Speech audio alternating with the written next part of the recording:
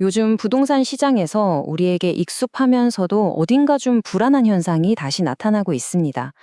네, 바로 그 영끌 현상의 귀환입니다. 지금 아니면 영원히 못 산다. 이 한마디가 지금 수많은 사람들의 마음을 조급하게 만들고 있는 것 같아요. 인생에서 가장 큰 재정적인 결정을 앞두고 이보다 더 큰 불안감이 또 있을까요? 이게 그냥 신문에 나오는 남의 이야기가 아닙니다.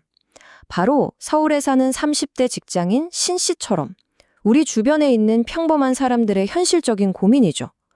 전셋값은 계속 오르고 집값도 심상치 않으니 대출을 받아서라도 지금 집을 사야 하는 거 아닐까?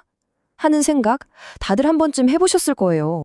자, 그래서 첫 번째로 살펴볼 건 바로 이 돌아온 영끌 현상입니다. 말 그대로 정말 영혼까지 끌어모아서 집을 사는 사람들이 다시 늘어나고 있다는 거죠. 영끌, 영혼까지 끌어모은다는 이 말 참 강렬하죠. 주택담보대출은 물론이고 신용대출, 퇴직연금까지 정말 동원할 수 있는 모든 자금을 다 끌어모으는 건데요. 그럼 과연 얼마나 많은 사람들이 이렇게 집을 사고 있는 걸까요? 데이터를 한번 보시죠. 이 그래프를 보시면 추세가 한눈에 보입니다. 2022년에 3만 명대로 뚝 떨어졌던 서울의 생애 최초 주택 매수자 수가요, 다시 급격하게 늘어나고 있어요. 근데 정말 놀라운 건 올해는 아직 12월이 남았는데도 이미 작년 한 해 수치를 훌쩍 뛰어넘었다는 사실입니다. 그럼 두 번째 질문으로 넘어가 볼게요.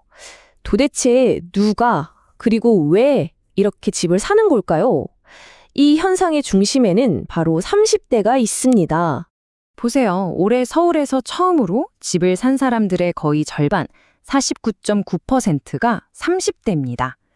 관련 통계를 내기 시작한 이래로 가장 높은 수치라고 해요. 시장을 거의 30대가 집어삼켰다고 해도 과언이 아니죠.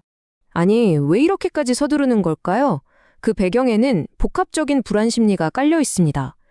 지난 집값 상승 때 놓쳤다는 기회상실 공포, 즉 포모가 있고요. 또 당장 전셋값이 너무 오르니까 현실적인 압박도 느끼는 거죠. 그리고 무엇보다 서울에 내 집 한 채는 있어야 노후가 보장된다는, 어쩌면 우리 사회에 깊이 뿌리내린 믿음이 이들을 움직이고 있는 겁니다. 세 번째는 바로 정책 이야기입니다.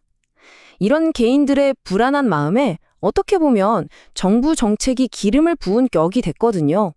원래 의도와는 전혀 다른 결과를 낳은 거죠. 시장을 좀 진정시키려고 내놓은 정책들이 오히려 역효과를 낸 셈입니다. 예를 들어 신생아 특례 대출 같은 건 매수 심리를 자극했고요. DSR, 즉 총부채 원리금 상환 비율 규제를 더 깐깐하게 하겠다고 예고하니까 규제 전에 막차 타야겠다 하는 조급함이 시장에 확 퍼진 거예요. 아이러니하게도 이런 규제들이 일부 지역의 집값은 오히려 더 끌어올리는 결과로 이어진 거죠.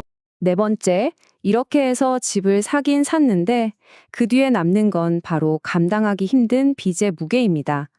내 집 마련이라는 꿈이 전례 없는 수준의 빚으로 이어지고 있는 현실이죠. 근데 이게 그냥 주택담보대출만 많이 받는 수준이 아니에요. 신용대출, 마이너스 통장까지 다 끌어쓰는 건 기본이고요.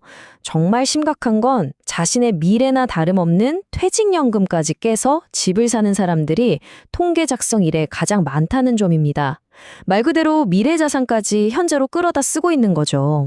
바로 이 지점에서 아마 모든 영끌족들의 마음속에 떠오르는 가장 무서운 질문을 마주하게 됩니다. 만약에 집값이 떨어진다면 어떻게 될까? 가장 큰 위험, 바로 깡통주택의 위험입니다. 이건 뭐냐면 집값이 내가 빌린 대출금보다 더 떨어지는 상황을 말해요. 이렇게 되면 집을 팔아도 빚을 다 못 갚고 오히려 빚만 고스란히 남게 되는 정말 최악의 시나리오인 거죠.